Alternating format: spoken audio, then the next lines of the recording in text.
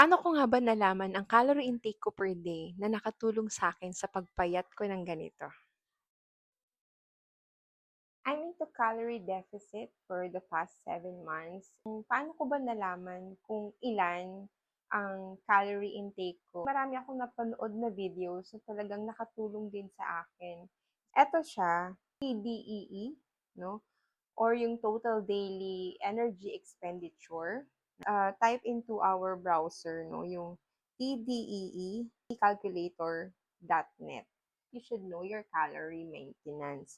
So here, male or female, and then, of course, yung age mo, yung weight, as of the moment, 56 na ako.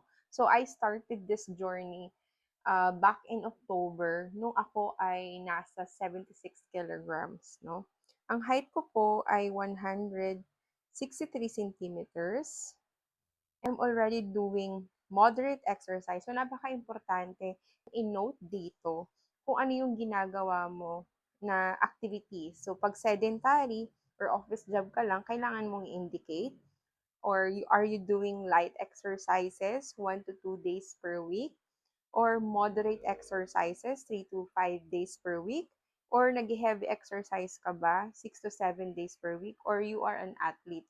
Kasi nagba-vary yung calorie intake mo depende sa ginagawa mo. And then just click there, calculate. No? Nasa 1,888 calories dapat ako. And that is 13,213 calories ako per week. Ang aking ideal weight is 55 to 59 kilograms. So, napaka-kumpleto niya. So, as of the moment, normal na ako, nasa ideal weight. Actually, ang BMI ko is 21.1. Nasa maintenance na ako.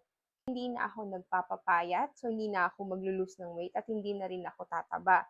If ever I wanted to lose weight pa, magbabawas lang ako ng 300 to 500 calories per day. So, magiging 1.5. So, roughly, magiging 1.3 to 1.5 ka. And that is very safe kasi unti-unti lang nan. So, mas maganda kasi pag sustainable, no? Hindi yung sobrang gutumin mo yung sarili mo. Hindi talaga crash diet ang sagot. Kasi isipin mo, ang diet is magiging lifestyle mo na.